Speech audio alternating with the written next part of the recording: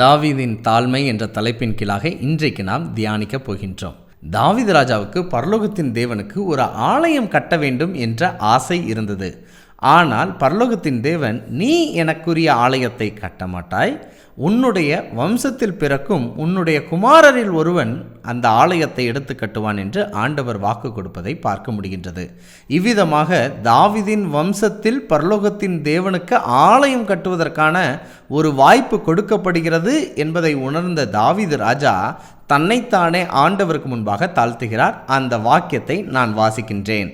2 Samuel 7:18 அப்பொழுது தாவீது ராஜா உற்றவேசித்து கர்த்தருடைய சமூகத்தில் இருந்து, கர்த்தராகிய ஆண்டவரே, தேவரீர் என்னை இதுவரைக்கும் கொண்டு வந்ததற்கு நான் எம்மாத்திரம், என் வீடும் எம்மாத்திரம். இந்த வசனத்திலிருந்து தாவீது ராஜா தன்னுடைய முதிர் வயதில் பரலோகத்தின் தேவனுக்கு முன்பாக, நீர் இதுவரைக்கும் வழி நடத்தியதற்கு நான் எம்மாத்திரம், என் வீடும் எம்மாத்திரம் என்று கூறுகிறார். இதனுடைய அர்த்தத்தை சுருக்கமாக கூற விரும்புகின்றேன்.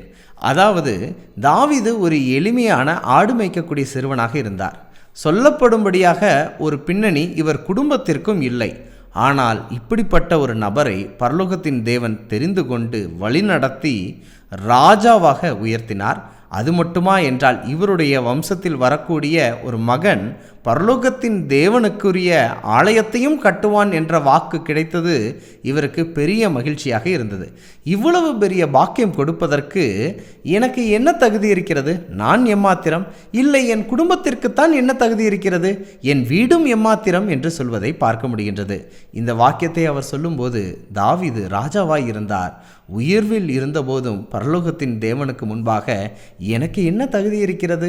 இல்லை, என் குடும்பத்துக்கு என்ன தகுதி இருக்கிறது? தகுதி இல்லாதவனுக்கு நீர் காட்டினது தான் தயவு, தகுதி இல்லாதவனுக்கு நீர் காட்டினது தான் கிருபை என்று சொல்லுவதை பார்க்க முடிகின்றது. கிறிஸ்துவுக்கு பிரியமானவர்களே, உயர் பதவியில் இருந்த தாவீது ராஜாவே தனக்கு என்ன தகுதி இருக்கிறது? தன் வீட்டுக்கு என்ன தகுதி இருக்கிறது? ஆண்டவர் என்னை இவ்விதமாய் வழிநடத்துவதற்கு என்று கேட்கும்போது, நாமும் நம்முடைய வாழ்க்கையில், ஆண்டவரே, இதுவரைக்கும் எங்களை வழிநடத்தியதற்கு எங்களுடைய தகுதி அல்ல, எங்கள் குடும்பத்தாரின் தகுதி அல்ல, எங்களுடைய நற்செயல்கள் அல்ல, உம்முடைய கிருபைதான் என்று ஆண்டவருக்கு முன்பாக தாழ்த்துவோமா? நிச்சயமாக இந்த பதிவு உங்களுக்கு பிரயோஜனமாக இருக்குன்னு நான் நம்புகிறேன். மீண்டும் ஒரு பதிவில் உங்களுடன் இணைகிறேன்.